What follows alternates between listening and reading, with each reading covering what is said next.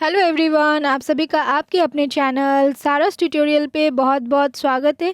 आज मैं क्लास 10 के बच्चों के लिए वैचित्रमय असम का क्वेश्चन आंसर लेकर के आई हूँ और इस वीडियो में मैं आप लोगों को जिस टाइप का क्वेश्चन आने वाला है उस टाइप का ही क्वेश्चन प्रोवाइड किया है और उसके ही आंसर प्रोवाइड किए हूँ। ठीक है, तो वीडियो को स्किप मत कीजिएगा, एंड तक देखिएगा और जिन्होंने चैनल को अब तक सब्सक्राइब नहीं किया है प्लीज़ सब्सक्राइब करें और बेल आइकन को प्रेस कर दे ताकि मेरे अपकमिंग वीडियोस का नोटिफिकेशन आपको मिलते रहे। तो चलिए देखते हैं क्वेश्चन किस टाइप का आएगा। यहाँ पे देखिए, पाठ्यक्रम के द्रुत पाठ वैचित्रमय असम में सन्निविष्ट किन्हीं एक जनगोष्ठियों का संक्षिप्त परिचय दीजिए। ठीक है, मैंने आप लोगों के लिए मॉडल क्वेश्चन पेपर भी प्रिपेयर किया है और चैनल पे डाल दिया है। अगर आपने नहीं देखा है तो देखें, वहाँ पे मैंने जिस टाइप का क्वेश्चन दिया था इस टाइप का ही क्वेश्चन आएगा। ठीक है, अगर आप लोगों का सपोज़ किसी भी डिस्ट्रिक्ट में अगर कहा है कि आप वैचित्रमय असम का किन्हीं दो पार्ट का मतलब पार्ट को प्रिपेयर कीजिए, तो यहाँ पे एक की जगह दो होगा। ठीक है, बस इतना ही डिफरेंट होगा, बाकी कुछ डिफरेंट नहीं होगा, क्वेश्चन इस टाइप का ही आएगा। 10 मार्क्स के लिए आपको टेंशन नहीं लेना है। देखिए, यहाँ पे मैंने तिवा के बारे में लिखा है। ठीक है, तिवा लोग प्राचीन काल से असम में निवास करती आ रही एक नृ गोष्ठी है।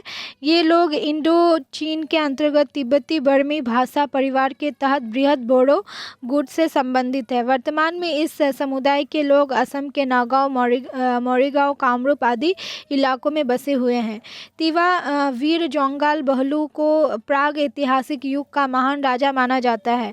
भारत की आज़ादी की जंग में तिवा लोगों का अहम योगदान रहा है। असम के पहले कृषक विद्रोह फुलगुड़ी धेवा का जन्म व नेतृत्व तिवा लोगों ने किया था। ठीक है, तिवा लोग सांस्कृतिक रूप से काफ़ी समृद्ध है। प्रेम और भाईचारे के प्रतीक के तौर पर वे लोग जिस जोनबिल मेले का आयोजन करते हैं वह प्राचीन अर्थव्यवस्था का जीवंत उदाहरण है। ठीक है, तिवा लोग बहुरंगी वस्त्र धारण करते हैं। पुरुष थाना फाली आदि पहनते हैं और महिलाएं कासांग नारा आदि पहनते हैं। यहाँ पे देखो, मैंने ना बहुत ज़्यादा वस्त्रों के नाम नहीं मेंशन किए कि ज़रूरी नहीं है, एक दो मेंशन करो हो जाएगा। ठीक है, क्योंकि बहुत ज़्यादा लंबा होने से भी आप लोगों को प्रॉब्लम होगा।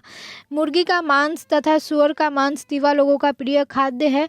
पारंपरिक पद्धति से तैयार मदिरा को जीव कहते हैं। ठीक है, तो मैंने इतना दिया है 4 मार्क्स के लिए। अगर आपको कुछ ऐड करना है या रिड्यूस करना है तो आप लोग खुद कर लेना। ठीक है, इसके बाद देखिए नेक्स्ट क्वेश्चन है।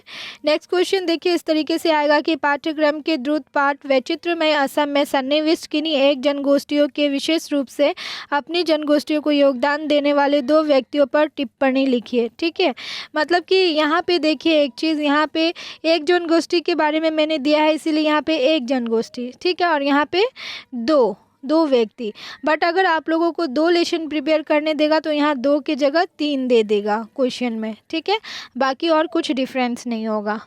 अगर आप लोगों को किसी भी डिस्ट्रिक्ट में अगर 2 दिया है तो प्लीज़ मुझे बता दीजिएगा, मैं और एक लेसन प्रिपेयर कर दूंगी। ठीक है, तो चलिए इसका आंसर देखते हैं। इंद्र सिंह देवरी। तिवा जनजाति के बीच जातीय चेतना जागृत करने वाले इंद्र सिंह देवरी का जन्म सन 1932 में पश्चिम कार्बी आंगलोंग जिले के रंगखेपार गांव में हुआ था। सन 1949 में वे भारतीय कम्युनिस्ट पार्टी में शामिल हुए। पार्टी में रहते हुए उन्होंने सामाजिक, राजनीतिक, आर्थिक और शैक्षणिक रूप से पिछड़े तिवा लोगों की मदद करने लगे।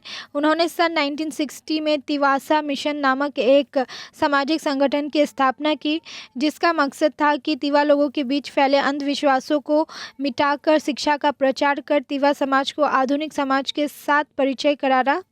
सन 1967 में इंद्र सिंह देवरी के नेतृत्व में तिवा जाति के उन्नयन के लिए लालुंग दरबार नामक एक और संगठन की स्थापना की गई थी। उन्होंने तिवा साहित्य संस्कृति को भी समृद्ध बनाया। उन्होंने इंद्र सिंह जो है, क्या नाम है इनका मैं भूल गई, इंद्र सिंह देवरी। ठीक है,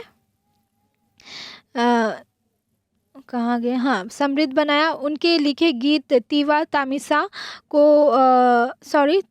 तसीमा को तिवा जातीय संगीत का दर्जा मिला है। ठीक है, वे तिवा जातीय जीवन के अग्रदूत थे। वे लगातार संगठक, समाज सुधारक, लेखक, गीतकार, संगीतकार और कुशल राजनेता थे। इसीलिए पहाड़ के तिवा लोग उनको जाति के पिता कहकर संबोधित करते थे। उनका देहांत 20 अगस्त 1994 को हो गया।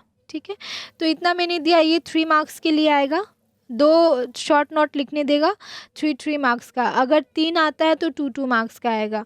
तो आप लोग देख लो यहाँ पे, अगर आप लोगों को कुछ लाइन रिड्यूस करनी है तो आप लोग कर सकते हो, कुछ ऐड करना है तो भी आप लोग कर सकते हो, ठीक है।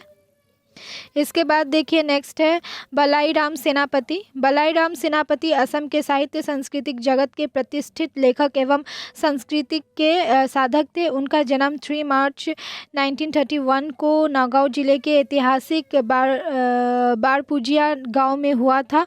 उनके पिता का नाम बागाराम सेनापति और माता का नाम पद्मेश्वरी बरदेले था, ठीक है। तिवा जनगोष्ठी की स्वकीय संस्कृति की धरोहर को बचाने के लिए उन्होंने तिवा क्रिस्टी संस्था की स्थापना में अहम भूमिका निभाई थी। उन्होंने तिवा लोकगीत की स्वरलिपि तैयार की थी। तिवा भाषा की प्रतिष्ठा के लिए उन्होंने विशेष पहल की थी, ठीक है। वर्ष 2000 में उनको तिवा माथनलाई तखा यानी तिवा साहित्य सभा का अध्यक्ष चुना गया था। साहित्य के क्षेत्र में विशेष योगदान के लिए उनको 1991 में असम सरकार की तरफ से साहित्य पेंशन दी गई। इसके बाद उनके लिखे गीतों का प्रसारण आकाशवाणी गुवाहाटी एवं नौगांव केंद्रों से हुआ। इस महान व्यक्तित्व का देहांत 11 मई 2014 को हो गया, ठीक है। तो इतना मैंने इनके बारे में दिया। तो मतलब आप लोगों को 2 टाइप के ही क्वेश्चन आएंगे और 2 ही प्रिपेयर करो, 10 मार्क्स इजीली आप लोग गेन कर सकते हो अगर थोड़ा सा इस पर फोकस करोगे तो। इसका लिंक मैं आपको इसका पीडीएफ लिंक मैं आपको डिस्क्रिप्शन में दे दूँगी। इसके अलावा कुछ भी हेल्प चाहिए तो प्लीज़ कमेंट सेक्शन में कमेंट करें और चैनल को शेयर ज़रूर करें। तब तक के लिए बाय, टेक केयर।